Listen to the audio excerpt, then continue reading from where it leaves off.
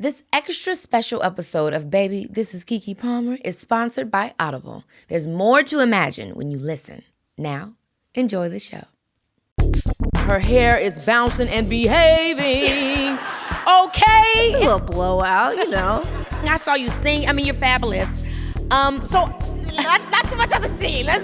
With the bear, it's nothing but y'all are like dancing and you know, give me the bun. Look, everything is so, you know what I'm talking about. That does sound like our show, yeah. And then somebody finally gives you the opportunity to like be in like a go big, you know, and be in like a wig from hell, and you're just like, yes, yes.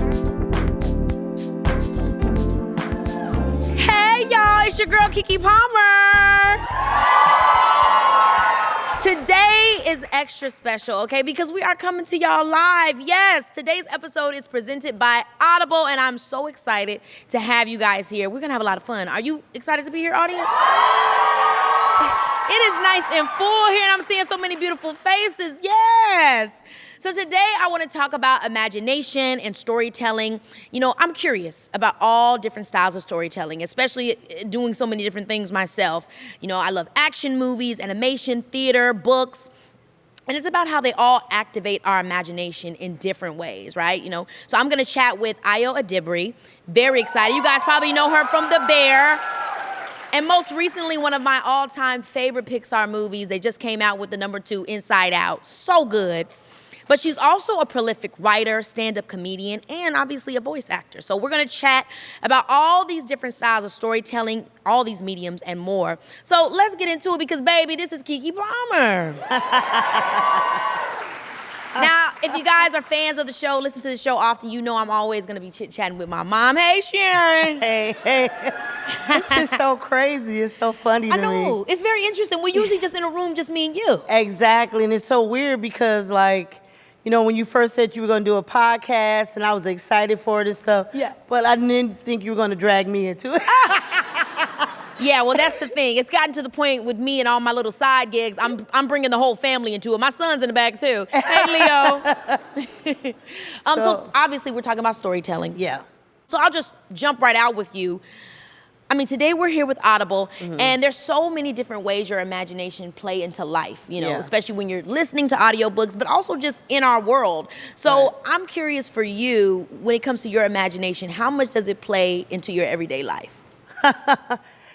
I would say it plays into my everyday life all the time. I grew up in a very small town, about 30 minutes south of Chicago. Very poor town, and I remember I used to lay in my bed and I would look out my window and I would like dream that I was in Rome or Paris or whatever exotic place I was thinking of at the time. And I just remember laying in my bed thinking, I know there are many other places out there. You know, not that I hated my life. You know, my parents, they worked hard, you know, but I just always just knew there was something else out there for me. Yeah. So I often would daydream a lot. And sometimes I would daydream for hours. You know, I would just daydream and then I'd look at the clock and I'm like, oh, shit, I've been...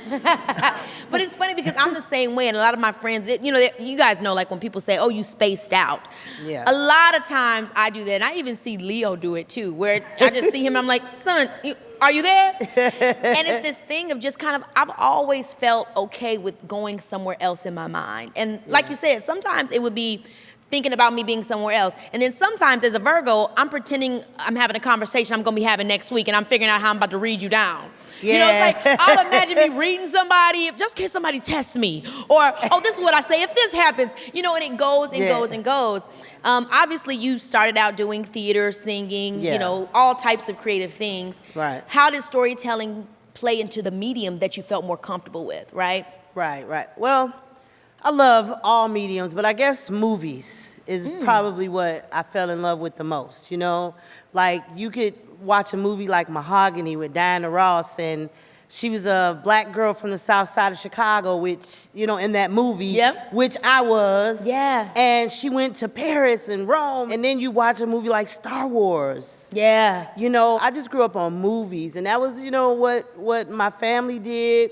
When your dad and I first got married, we didn't have a lot of money, but we would always save up. And I remember taking you guys to see Beauty and the Beast. Yeah. And You love Beauty and the Beast. I mean, I cried on Beauty and the Beast. I mean, it was just that magical. You know what I mean? And so that was a way that we, as a family, we didn't have a lot of money. You know, your dad was trying to finish school and we were working.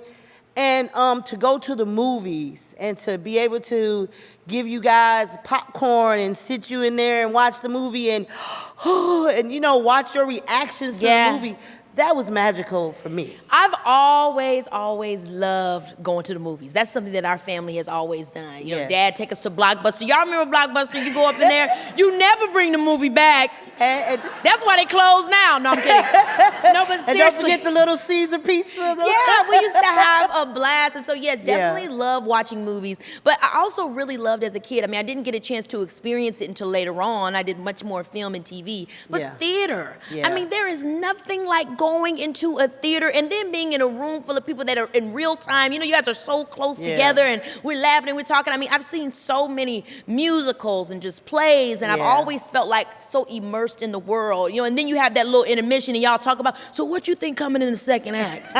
You know, and then when you get into like, not just the immersive experience of different mediums, but also the different genres that you can take over. So when I was younger, I really always, I mean, I still do like coming of age stories, but even more so now, my medium of choice in terms of storytelling has really, I've started to lean on comedy. Sometimes I, you know, want to do a deep drama, you know what I'm saying? But right now, because of all the stuff that I feel, how I'm affected by, which I think that affects you as an artist, I want to tell stories through comedy and find a way to bring joy in a difficult time. Right. Now, when you were a little girl, you were fascinated with the sun. What? You asked me 100 damn questions about the sun. Why is it's not yellow? Why do they say it's yellow? Is it hot?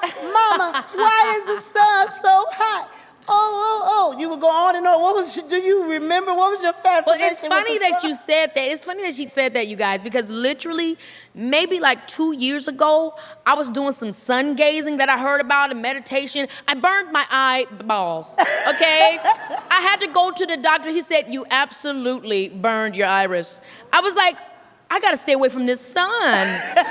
So I don't know, I think, if I'm being honest, I feel like what it represents is just my curiosity in life. And there are so many things that we don't have an answer to. Like we have a belief system or foundation of how we get answers, maybe science, spirituality, whatever it be. We can kind of get an idea. But for me, I realized like in my early 20s, like, so it's really my choice of what to believe in. And it's really my choice of what answers I accept, because there's nobody that's going to tell me 100% yes or no, or you know, exactly. You know, there's so many questions that you can keep asking. And I think you and I have that in common. I don't know if it's the Virgo in us or that's another thing. Zodiac. Is it real? We always want answers, right? Yeah. We always want answers, even if people do us wrong, or the first thing we like, but why? Why did he do this? Or why did she say this? And we really, and your dad, my husband, who's an Aries, he goes, why do you always want answers for everything? Sometimes people just do shit to do shit. Yeah. There's no answer. They don't have a reason. There's no motive. They just do it. It's so true. Yeah. And that's one of those things where I think with imagination, it can either take you over the edge, or you can just decide to make a choice of what you want to think about something, which I think is, you know, that's the freedom of having autonomy over your own minds and your own story, your own personal narrative. Speaking of, you know, Audible and us being here today with them, what's your favorite audiobook, if you have one? Or just, what do you love most about audiobooks? What I love is that I can listen to it from anywhere. Yes. I think that's great. I mean, it just sounds awesome to put in a book and go for a ride, and especially here, you know. In California, yeah. Sometimes you're stuck in traffic, and to just sit and listen to something to take you to another place. And like, you know, I think all of my kids have a great imagination, but you and L'Oreal, I think the most. What as a little kid, I used to wonder, like, when people would read stories to you, what did you feel? How did that make you feel? Did you go to those places? Oh, absolutely. Immediately, I started casting people. People was in my movies. I mean, Johnny Depp, all of them. I was a very busy casting director. I would design the whole entire thing, and I'm still that way to this day when I read a script, you know, which... Yeah. I'll be honest, as an actor, as long as I've been acting, sometimes scripts are hard to read. They really are, because all of them ain't good. But you'll read, I'm telling you, but you'll read one, and when you can start casting the characters, and you can start getting, the world can start coming to, I mean, I remember when I was doing Nope, honey, and I read, so Jordan called me, he said, so I have this idea, you know, and he's like, I don't want to tell you too much, but I think you'd be perfect for it. And I'm like, okay, so, you know, I'm not going to tell you what it's about, but I'm going to give you the script. And you let me know. And guys, when I tell you that it was like going into the president's office trying to get into the script, I had to like have a password. You know, I couldn't screenshot nothing. Like, it was some real under the cover AI getting into this system. So I get into the system and I'm reading the script, and immediately I know who Emerald is. Yeah. And that is obviously the sign. I mean, obviously it's Jordan Peele, but that's a great writer. Yeah. Because when you have a great writer, even if it's on the page and it's nothing but, you know, blank spaces and you know, white, you know, paper, it's just like, wow, I can actually see this character and this world and the way that they look and how she might walk and when she looks back when he says this line and how he might look toward. And then when I know who's in it, when he told me it was Daniel Kaluuya, I'm like, oh my gosh, now I really, you know, can get into it. And so I love just the, I think that's, again, when you think about Audible and you think about audiobooks, that's the excitement that you can have. It's the same excitement that I have when I read a script before I know I'm doing it or I've gotten casted in it. It's, who are these people to me? Right, absolutely. But, you know, like you said, every script isn't great, but the reason why we have to read the scripts is because when we come across one that stands out, it's, I remember reading Akeelah and the Bee. Oh my gosh, yeah. And I remember we had guests over, and your agent texted me and said, you really need to read this script, Akeelah and the Bee. And I was like, what? That sounds crazy, Akeelah and the Bee. The name does sound... I thought it was like animation or something, so... and I didn't want to be rude to the guests, so we had an afternoon dinner, and like around 9 or 10 o'clock, I couldn't sleep. And I said, let me read this Akeelah and the Bee script. And I started reading it, and I was on page 20, and I got to page 40, and I got to page 95, and I got to 108. Tears was just streaming, and I feel the emotion right now. Because I said, Keke has to do this script because it will change lives. And I think it did. That's so true what you're saying about just the impact, not even, you know, not being biased about that movie in particular, but that's what storytelling can do. Absolutely. Whether it's you being seen or it's, you know, allowing you to see a world that you don't know, or it's just giving you a different perspective that you haven't ever seen. And when you think about Akeelah and the Bee, I don't think it really hit me until years later when I watched it as an adult, where I really realized, oh my gosh, this is about a little girl being able to have the words to articulate herself and create space for herself in the world. Like, I was like, oh my gosh, because that's how I feel about words and expressing myself. It's like, I have the resources and the opportunities around me to be able to say what I want to say and mean what I want to say. So when you think about a little girl having the opportunity to learn that, be celebrated in that, and then to win the National Spelling Bee, it, you know, that is really profound storytelling. So shout outs to Doug Atchison, because he really, he had been working on that script for 10 years now. Absolutely, and that's how you know when you find a good script. You got to read like 100 bad ones. Yeah. And then I read one recently, you know, that you're going to be reading pretty soon. I won't say the name of it, but I really felt good about this script. And I felt good about you role. And I said, Keke should do this role too. So Eventually, hopefully she'll do it, and then I'll come back later and say, this is the movie I was talking about. Well, Mom, it's always fabulous talking to you. I'm very excited to talk to Ayo. She's fabulous. So let me get into this conversation with her, and I'll see you literally backstage. Awesome. All right. Thank you.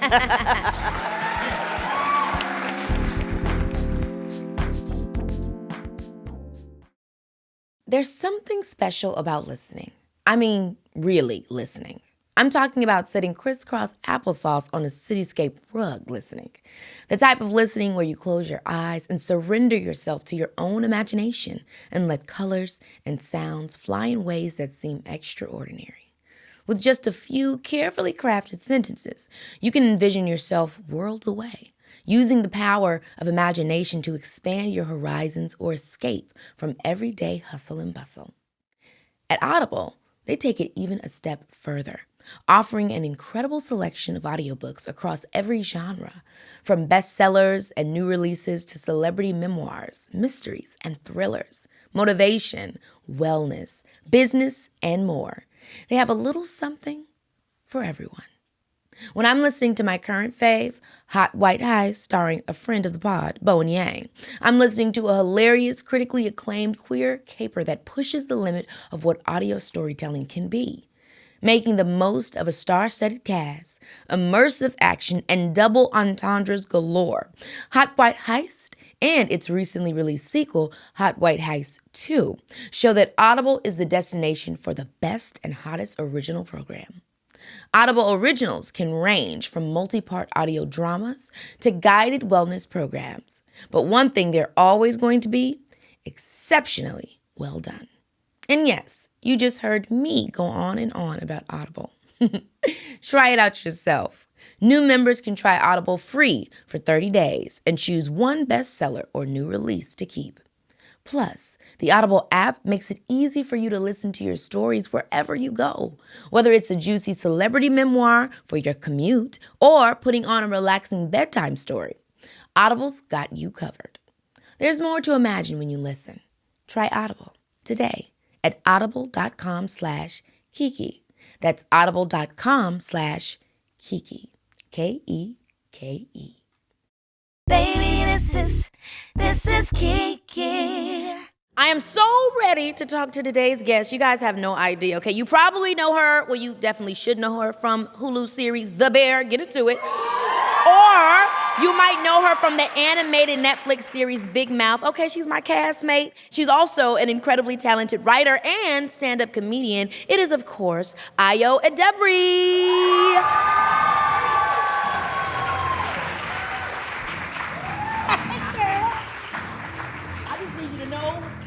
I need y'all to know that those of you who aren't here in the audience that are listening, her hair is bouncing and behaving.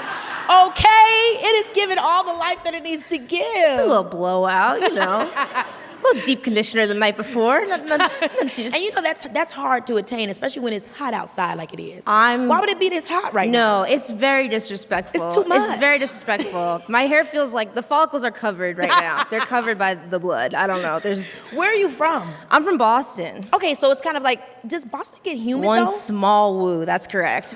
Well, no, because it does get humid, but like being by the sea, you always do have like a little bit of a breeze. And growing up, the buildings weren't aggressively tall, so it wasn't like that New York thing where it's like you're just sweltering under like the pressure of metal buildings. Yeah. Now they're building it up. Now they're trying to make it like a proper city. So it gets hotter. Buildings just get higher and higher.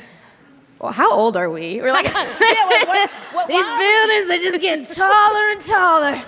I remember when I was a girl. Oh yeah, buildings were probably about 2 feet, 3 feet high.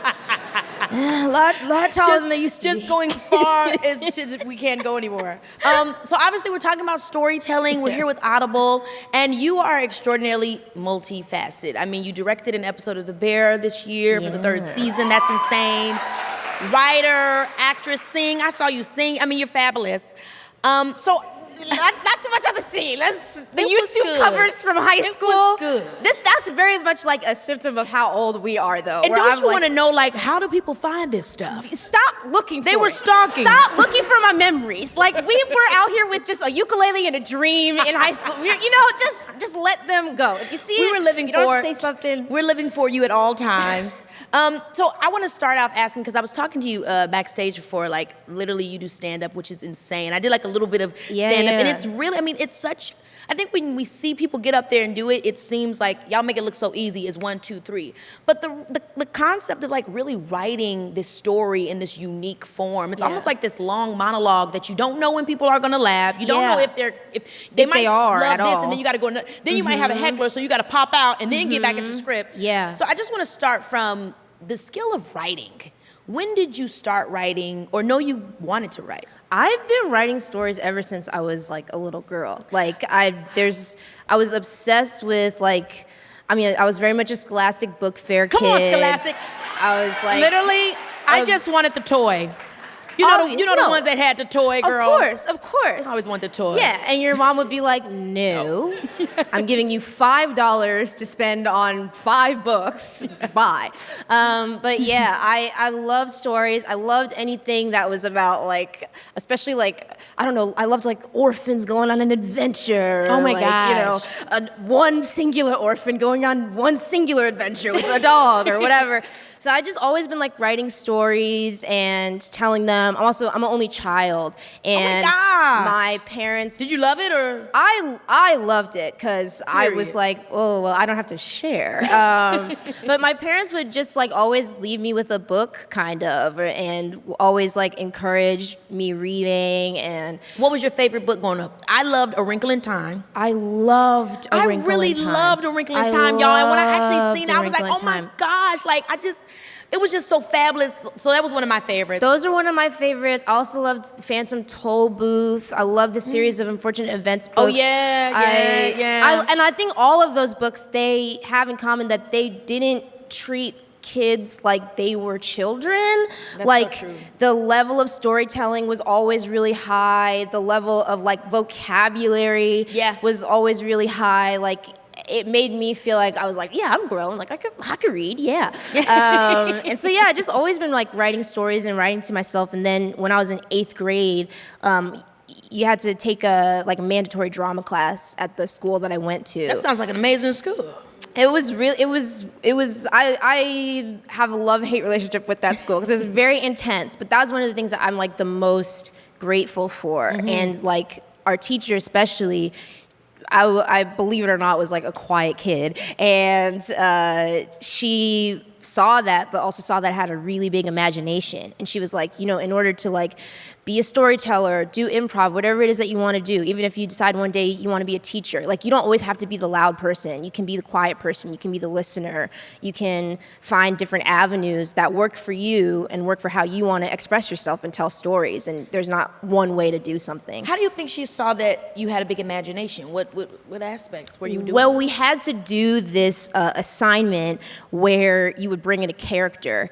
And I was really nervous because also I grew up very Christian, very, very religious. Yeah. Like I was reading the Harry Potter books in secret, like type 5. No witches in this house. No witches. I'm like, yeah, of course not. They're totally not under my bed right now. But so we had to bring in a character, and I was like, I don't know anything. The only thing I know is like church. And she was like, okay, is that funny? And so then I did like a church lady character, and I wore like my mom's big hat, and there was this like improv section you had to answer questions, and she was like, hey, you, Mondays and Thursdays after school, like that's our time now. And so yeah, that's kind of how that started. Oh my gosh, yeah. I wish that I had that tape. Now that's the tape I need to go viral too. You as that old lady at church. Somebody probably has it. It's the scary part.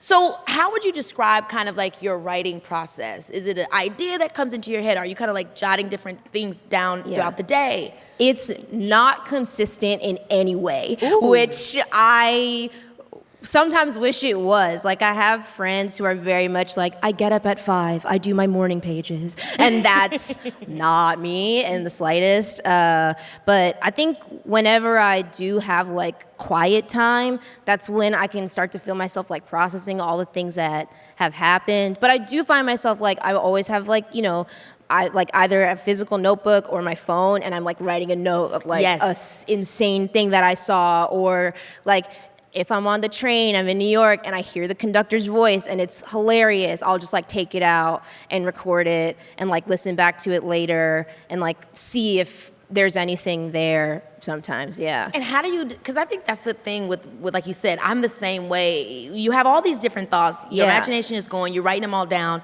but then what is the skill set that you use to say, okay, this is what I'm gonna actually put it in? And like put it in, Well, I feel like sometimes like, that's when you have to like listen to the muse a little bit and listen to like just the muse? Listen to the muse. I like the sound listen to the muse, you know, like listen to your instinct a little and listen to like, okay, is there anything? I feel like something that I do, I don't know if you're the same, but I love to follow anything down the rabbit hole. I'm like, let's see how far this goes, whether it's like I am in a deep dive of, I'm on TikTok and it's a guy in the north of England who is, he's like a cow foot guy, whatever. Anybody else get those videos right before bedtime? But I follow myself down the rabbit hole as well, also in my thoughts. I don't know yes, like that's what I mean. Literally. As many questions as possible. And to the point where I'm like, well, if this is still entertaining me, then let's keep going and let's keep writing it. If, though, I get to the point where I'm like, oh, okay, like, I'm not feeling it anymore, even if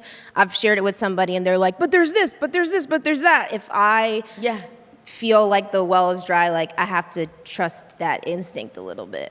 When did you write or decide to start the process of actually doing stand-up and getting into that style of writing? Well, stand-up started when I was in high school, and I was like very, I don't know, simultaneously I was very afraid and I guess very unafraid. Yeah, daring. And my best friend, who was also on the improv team with me at that time, he had been going to open mics, and I was like, well, that's for adults. And come on, that's for adults. We can't vote. So, And he was like, just trust me, like, you know, it's fun. Like, let's just go. Oh my God. And we started going to these mics together, and we were always like the youngest people there, but it was always just so much fun. And I think, too, there was a point where I was like, oh, well, I'm not good, but I'm just as bad as basically everybody else here. And that's kind of comforting. And I also had a friend that I was doing it with. Yes. So that is how that started. And we would send each other stand-up that we loved, whether it was clips or like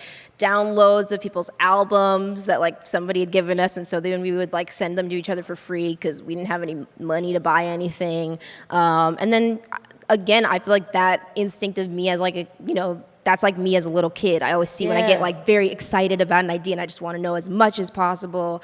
I want to eat, sleep, and breathe it, basically. That's where that started. Is that when you think you realize, like, oh, wait a minute, this is really like this entertainment performance thing is really my passion that I want to pursue? No, I don't think I felt that way until I was almost graduated with college. Really? Because that was when I changed my major to study writing. The whole time I had just been doing it kind of like for me. And I think I didn't believe that like it was a real career for a really long time. Yeah. And what did your parents, were your parents artsy types? No. Yeah. Well, like, you know, they would take us to see a show or a movie, or, you know, we were surrounded by music and in like church, but they weren't super expressive about it, like, and we didn't have like as much access. I think also in Boston, it's like, oh, cool, the Urban Nutcracker and Wicked are coming again. So it's like after a while, you're kind of also not the just Nutcrackers catching a stray. with much love. Seen the Urban Nutcracker many a time, and I probably will again in my lifetime. But yeah, there's a bit of a ceiling, I think, to how much I knew, and it wasn't until I went to New York for college. Yes, New York will do it, wasn't it? And I mean, but I was also seeing like Black women especially like actually making a living and And I think my scope of understanding was so much smaller too. Like I couldn't really figure out a way how to like apply it to my life. Yeah. And yeah. and even That's like valid. when I was a little, there definitely was a period when I was like little and I was like, oh man, like I want to be an actress. Amanda Bynes, Amanda. And then you're kind of Googling show. like, okay, how to do that thing. Yes. And then it's like, you're starting, it's like, yeah, like, we packed up our bags and moved to California. And I'm insane. Like, I'm going to tell my African father to pack up the family's bags and move to California. Be for real. And my parents literally did that, which is insane. Well, but did you have family out here? No, my parents literally did that, literally. That's amazing. Drove 4 days, 3 nights. My dad took his pension out. But it is crazy, though. It's a crazy thing. I mean, I think the reason why my parents did that was because they wish somebody had did that for them. Yeah. So I think it was kind of that thing, where Were they're you like... very, driven about it, though? Yes. Like, yeah. So that's the thing about me. I would give up. I would give up. I remember we went to, so I don't know if people remember this, on the radio, they would have the radio Disney things. They'd be like, hey, if you're in the greater Boston area and you want to be on the Disney Channel shows, come on down to this big arena. Nothing weird's happening here. And so then you go to the big arena and then I'm like, here it is. Like, they're going to see. They're going to finally make me a star. Get it. And I remember going with my dad and I just remember seeing all these families and all these kids that were just like us and very much a depressed child, like Emily Dickinson audiobooks sort of vibes for me. But then, I just remember seeing all those kids and just being like, oh, this is maybe, and they're like, just pay $500 and we'll take you to Florida. Scam. And then, and so then I was like, all right, let's go. Yeah. I'll just keep reading, whatever.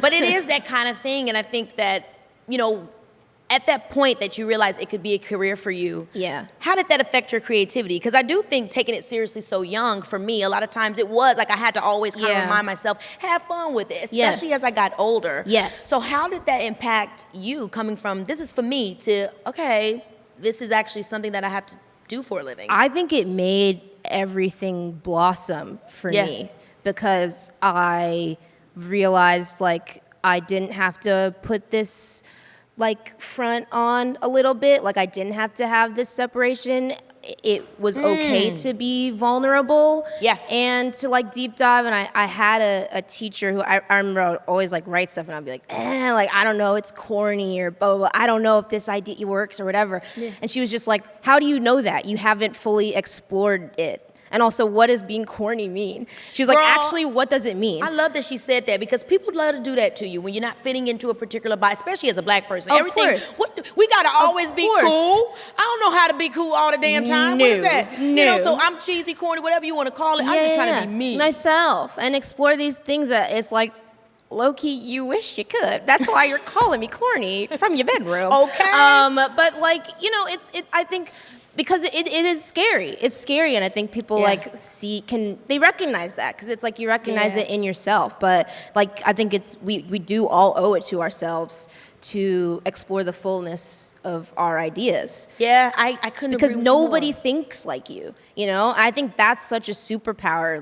Recognizing that nobody has your exact same thought. When you do, or when you say something at the same time as somebody, there's a reason why it's so exciting. It's because 99% of the time, we have our own beautiful, unique thoughts. They're just ours. So when you do the world and everybody, the service and the gift of sharing them, and I don't know, it's beautiful. It's a point of connection. How did you feel that you got to that point? Because I do think that it's difficult for people. What was the thing that let you know that my opinion and my thoughts and what I choose to believe in it should be most important?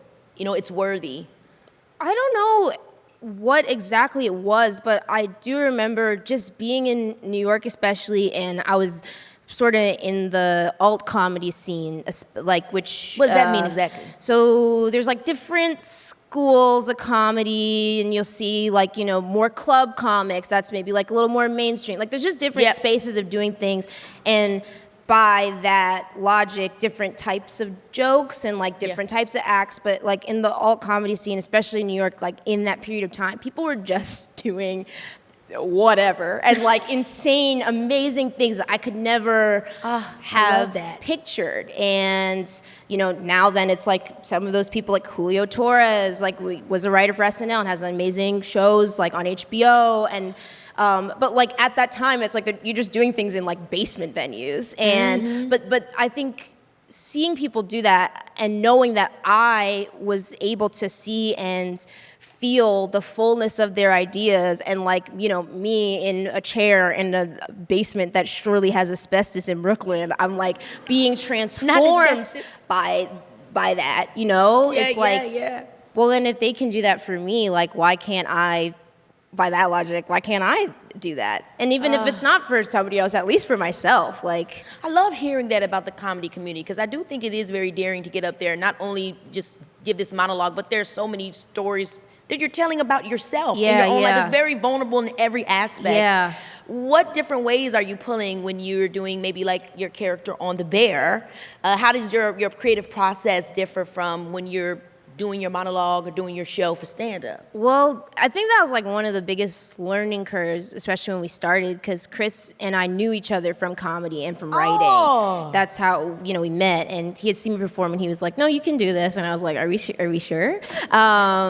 It's just all, to me, like different types of collaboration, and like when you do stand up, for the most part, you are alone on stage. But I do think it is like a collaboration between yourself and the audience. You have to be able to ride the wave of their feelings. No audience is the same. They don't listen the same. They don't react the same. You might do a show in the same venue 2 nights in a row, and where people laugh in a joke is different. And that can tell you so much about like how that joke is going to go, how that set is going to go, how you need to adapt yourself in order to like make the set go smoothly. And also you kind of have to be willing to like change your definition of what that means too. Like, what is a good set to you and why? So I think there's like that relationship and that collaboration. And then, it's like a different one on set when you're an actor and you're like in service to somebody else's vision. Yes. And also like when you're doing TV too, like, you've been doing a character for a few years or whatever, like, the character, but then like a guest director comes in and they have a different opinion, and it's like it's all different types of like puzzles also, which I kind of love. I love what you said though about the everything you said, obviously, but I love what you said specifically about the relationship with the audience, because even when I think about that, even when I'm not on stage, especially now with social media as an entertainer, we're always having these really intense kind of like, well, we don't know each other, so it's kind of parasocial, but I do feel like you know me, and I'm trying to communicate my art to you. Yes. How do you... And also like the line, I think, of personhood. Yes. Like, and like the character of who I'm presenting, who we're all presenting. Like, we all present somebody, because how can I really get you inside of me and knowing me? Yes. I'm trying to show it to you. Well, also it's kind of like, that'd be insane to meet somebody off the street and be like, hey, so you want to know the inner workings of my soul? It's like that's a bit much. Literally. It's a bit much. Literally. So it's like that dance is very, very, very delicate. Yes. Yeah. That's been on my mind a lot. So when you said that, I was like, oh yeah, that just pertains to our career in general, this style of career. It's like, it's a story within a story. Yeah, kind very of much thing. so. And I feel like, especially like as somebody who started off, I think about this a lot, I'm sure you do too, but I started off in stand-up and in writing, where your thoughts are currency. And like, I kind of came up also because of Twitter, So it's like, I can give you a joke. I can give you my take on this thing. I can give you my opinion. Let's go. Yeah. And then you become sort of like more of an actor. You like are like want to transition, and then it's like all mystery. And you're like, well, wait, hold on. And then how does that, I'm curious too, because now it's like everybody knows you. So how does that, I remember I just did a movie with Eddie Murphy, and I was talking to him about his comedy when he did stand-up, and he was like, it started to get to the point where when I was on stage, I could just say, and they just was hollering, laughing. Yeah. He was like, at that point, I knew maybe no more. More, yeah. Because it gets to the point where you yourself are the act, and they don't even really get to dive in to really what you're saying, because they no longer even can really see you outside of the character that you become. Yeah. Going back to The Bear, this is a difficult question, but do you have a favorite episode? Me being like, well, the one that I directed in season 3, it's coming out very shortly. That one is really special to me for obvious reasons, but like, it lies a Colin Zayas, who plays Tina on it, who we have like a sort of contentious but then a beautiful relationship together. But I got to direct her, and she is just like a force of nature. She's been like an amazing theater actress for years, and like is kind of like your favorite writer's favorite actor. I feel like anytime you go in New York, if you just say her name, people are like, oh my God, she's the greatest, or I saw her in this show. Then like she's just the best. But you know, she's also like a middle-aged Latina woman, and we were talking, and she was just like, I never thought that at this point in my career that this would be happening. You know, like I just thought kind of the narrative was like locked a little bit, and she was like, I wasn't mad at it. It was a great narrative, but she was just like, this is amazing. Like I get to kind of be the center of something. And so that one is very special to me for That's amazing. You're always weaved into other narratives, not just our own, but how you're weaved into, you know, her narrative and where she is right now. Yeah, and I think like also, I don't know, it's just very beautiful for me. I've met a lot of people on that show who have been heroes to me. Robert Townsend plays my dad on the show. Come on, Hollywood Shuffle. I mean, let's talk about it. It's so good. In 5 Heartbeats, any children of the parenthood, you know? Yeah. You know? Don't get me going. So he's my dad on the show. Jamie Lee Curtis also is on the show. Like, I mean, just legends just casually walk through and you're like, okay, Tuesday, I guess. But they both, and Liza too, like, you know, they're so curious. Yes. And sometimes you meet people where they're your heroes and you're like, well, there went that idea. It can be disappointing. And, you know, or, you know, you sometimes meet people and they're older and all they have to tell you about are like the hard things. And none of them are like that. No, yeah, but I get what you mean. And I'm sure as a director, that's now a different vantage point of storytelling. 1,000%. How was that experience for you? Loved it. I loved it. Oh. And I mean, like, I didn't really think that it was something that I wanted to do. They must have saw it for you. Chris especially, like, has just kind of always been a mentor and is really just like about it. Like, he's not one of those people who like talks and then you're like, okay. But that's really amazing to hear because that's what we all need and deserve. Yes, good especially mentors in our life. You can't do it on your own. Like, you know, let's build a community. And that was something that I feel like I struggled with for a really long time. Was I was like, I feel like I don't really have like mentors. Like there are people who say that they're looking out for me and they're like, yeah, keep your head up. But they're keeping a distance. Very much we gotta so. be friends to be you be my mentor. I gotta be able to call you. Yeah, and it's hard to just say let's be friends. Right. Yes. And so it was just really special and I loved getting to collaborate with people and like people who I work with, but like as an actor, I'm not really like chopping it up with the production designer like that. I mean, you know, we say hi, but I'm like, you know, thanks for this space. All right, see you later. And then all of a sudden I'm having calls at like 9 p.m. with Marie and I'm like seeing everything she's put together and I'm blown away by it. And yeah, it was very special and exciting and cool. Yeah. Yeah, that's really awesome. I love to hear that. When you are in this fake kitchen, do you actually feel like you've learned any cooking skills? I definitely learned safety. I think I plateaued, went a bit in terms of skill, just being honest. Like when we started, I was so much better than Jeremy. We went to school together. So y'all went to we went to like the actual like cooking school. I we love went together. a job that makes you learn a skill. It's the best. Like thank you for paying for my next school. Best. I was like, oh, this is being an actor. It's everything. Like, okay, I know how to do something for pretend now. But it was really fun. But we started and I was like, yeah, I'm faster than you. I can cook better. You're just boy who was never in the kitchen. And then we came back this season and he was like chopping. He just like, it wasn't even looking, just like chopping garlic. It's like thinner than paper. I'm just like, all right, relax a little. Not thinner than paper. No, genuinely, it was like that thin. I'm jealous. I guess I'm just gonna have to go do an episode so I can learn. Exactly. Y'all can put me through school for a day. Yeah. I like Sydney's like long lost sister comes back. Yeah. Where have you been? All you do is cook all day. Could you imagine? Stop. You know that I can't do this right now. We're opening the restaurant. I just... Girl, yes. I'm about to call Chris up. No. So we've talked about some of the different ways that you tell stories and that you're a part of stories, but what's your favorite way to consume a story? Oh man, I feel like it changes. I don't know. Are you like consistent? Like, That's a good question. I mean, sometimes I'm TV down. Yes. You know, and then yes. other times I'm like, oh, no TV. I need to go to a movie. You know what I mean? And then other times I'm like, I don't want to see no faces. Put on an audiobook. Yes. It really does depend on the vibe. I think like I'm the same, and I like find myself kind of like hyper fixating for like a few weeks or like a few months or something, and then I'm like, I forgot how to spell book. I need to read. I right now I'm sort of reading again. Right now I'm definitely saying sort of, because it's like I start the book and then I'm like, tell me the book, what it's about. Well, I got baby's first advance copy of the new Sally Rooney book. Oh my gosh, that's amazing. Come on, advanced copy? Yeah, I was so excited. I'm still excited. What is the vibe? The vibe is like tortured Irish people. Ooh. Which we love. Yes. That's like, whenever I forget how to read, I'm either like, I need like a 50-page novella about like a sad woman in like Brazil, or just a longer book about sad people somewhere else. But I love the brooding drama, and I do feel like there's a tie-in with comics.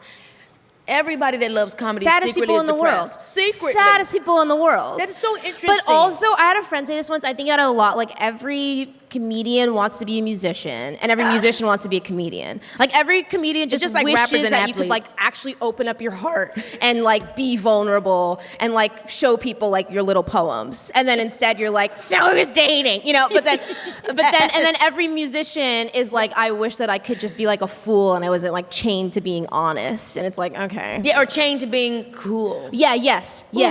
So brooding, blue lighting, strobe. I definitely enjoy being able to just be goofy, okay? That's all I got for you, okay? The gag is. That's what I got. Where did that come from in your body? It came deep into my, it came from that deep place that you just said. The gag is. The gag is. That one actually sounded old. That's how I'm gonna sound when I do. I know that sound was coming out, but it sounded like air was going in. It was really genuinely amazing. I really thank you. Oh, wait a minute. Yes. Voices. Voice acting. Oh, yeah. You just did Inside Out 2. Guys, I need y'all to understand. I don't know if y'all seen the first Inside Out. I mean, if you didn't, then I guess you wouldn't see 2. But either way, see both of them. Because that movie is exactly what we're talking about in terms of deep, deep messages. Yeah. But you're coming to them in a very chill way, like the levity and the joy of it all. No pun intended. Shout out to Amy Poehler. Shout out to Amy Poehler. It's really fabulous, and you play Envy. Yes. So how did this come about? Yeah. Did you do voice acting before? I've done voice acting. Oh yeah, obviously Big Mouth.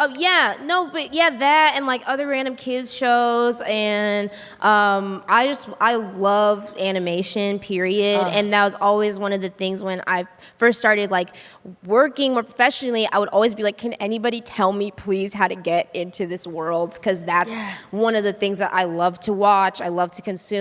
Like, and growing up just meant so much to me. Like, how do I get in this world? And it weirdly was like so hard.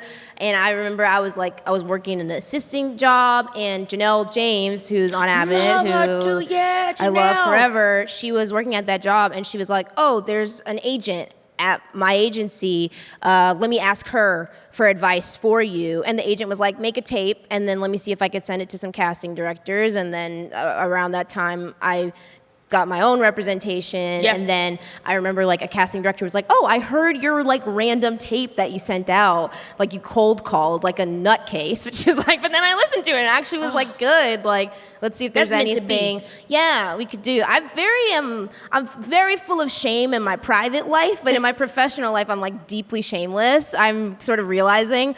I mean, yes, but I love that it's not in the career where you can go for your goals. Yeah, well, because that I'm just like, well, yeah, why not? My inner life, silence, and I'm brooding, and then we're in my little Irish novels. But yeah, but that's kind of how that started. But I always had like this voice, and I feel like, especially when I was like doing when I do stand up too, I think there's a lot of like highs and lows and very Muppety and a lot of character. A lot of character, and classically, it was something that I was very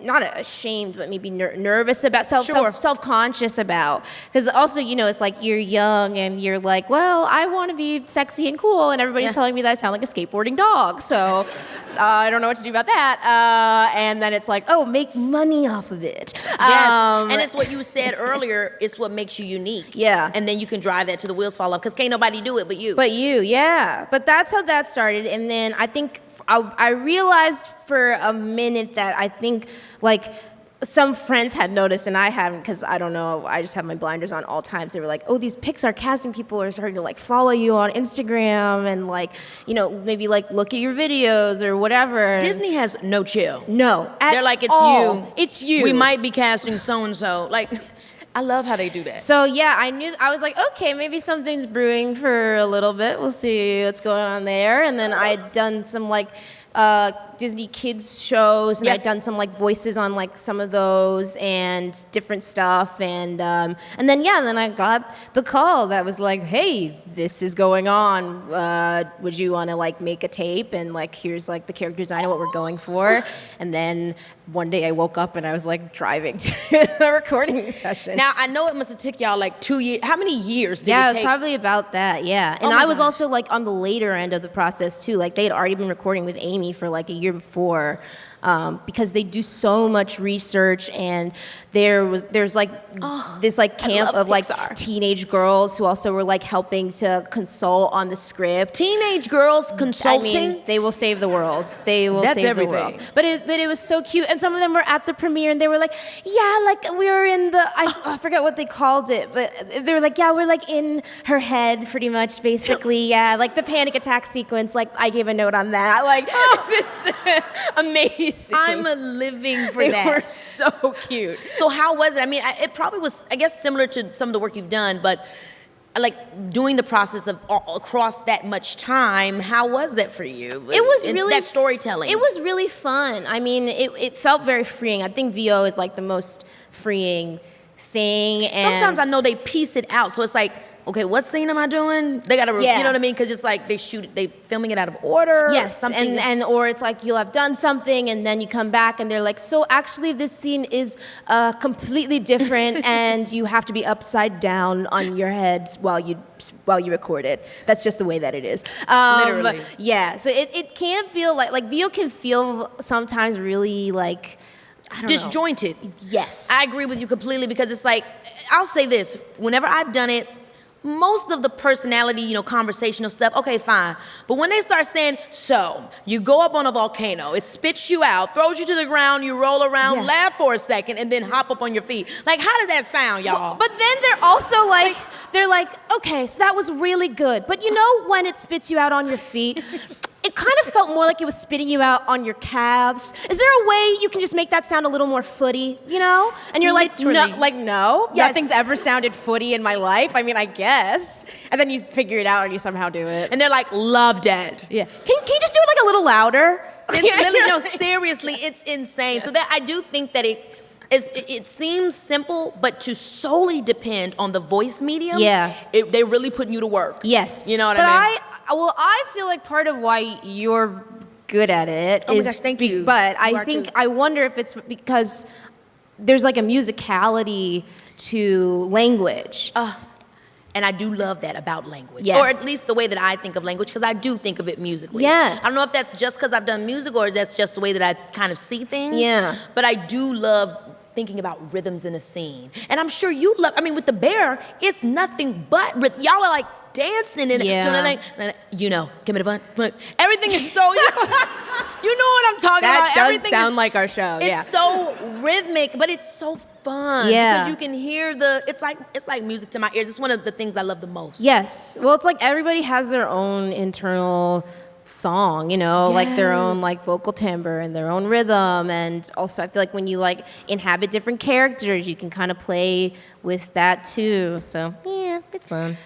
So obviously you're on season 3 of The Bear. Yes. I mean, Did you think it was going to be such a big hit? Absolutely not. The complete opposite. Genuinely the complete opposite. So you were like scared? I watched the pilot. I remember I watched the pilot. I was staying at like an Airbnb in upstate New York filming something. And I watched the pilot by myself and I was like, okay, well.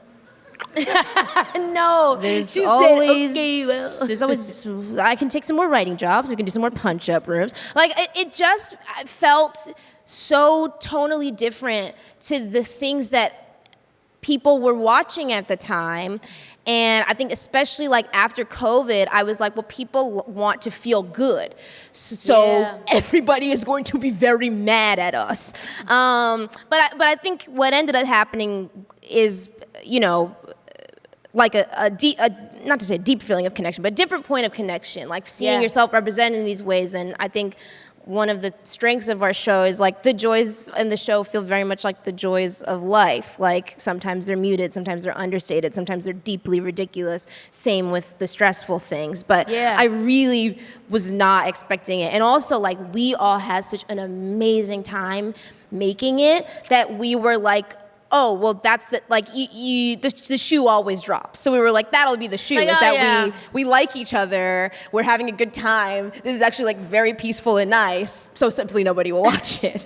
And then that didn't turn out to be the case, and people, like, you know, understood the show. And I think you know, obviously, I don't know everybody, but I think, you know, hearing you say that you guys had this close connection, I think that's also what people really do see and love on screen, is they see that sincerity and the authenticity of the performances. So good to hear that. Well, I'm real. Also just like, I love working with like character actors. I also was like coming off a few things where I was like maybe like the oldest person on set or like medium age, and I'm like, I love working with old theater actors. This you learn rules. So much. Everybody's just like chill and like, they're like, I do like thousands of pages of dialogue every night. They're like, what's up? It's just very like, I don't know, everybody works really hard and it's nice. I love that. And I really hate that I have to close out. They literally just started telling me to wrap this up, and I'm sad because I'm living for you.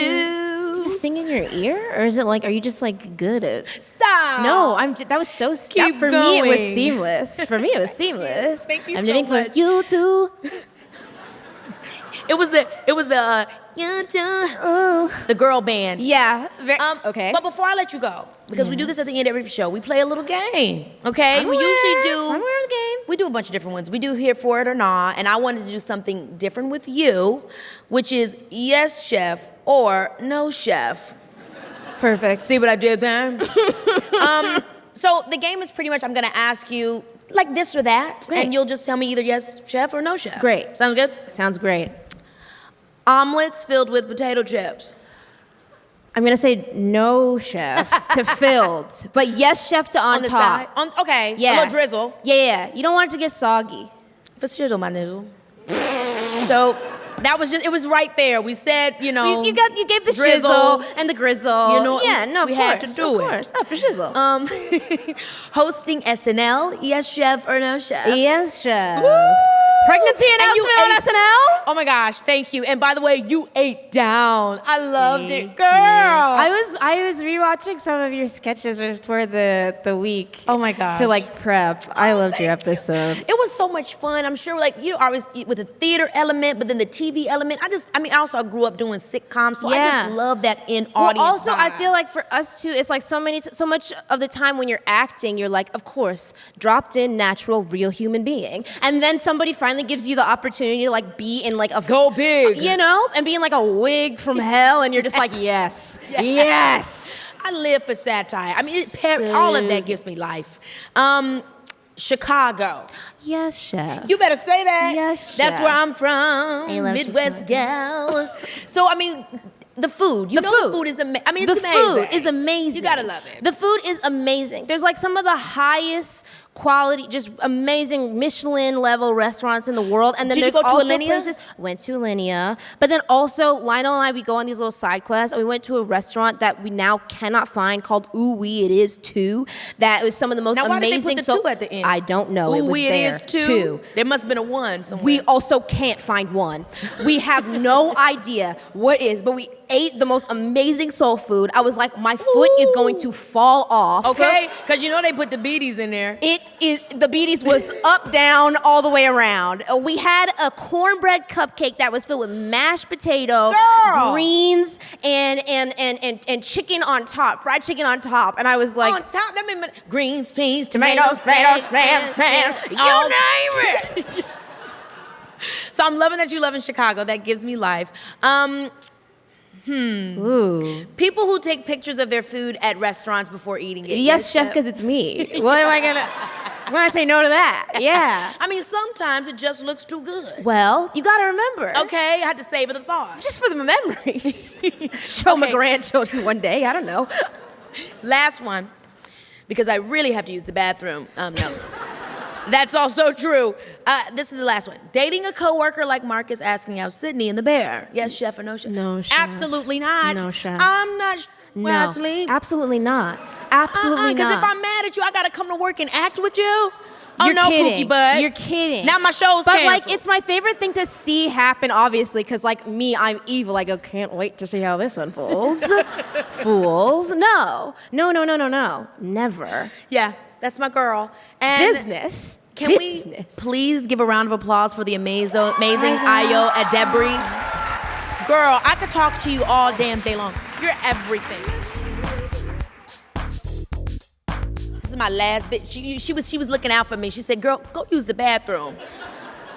Okay, all I want to say is we had a blast today, y'all. I loved you guys. I loved Ayo. And this has been an amazing live show, so huge thanks to Audible.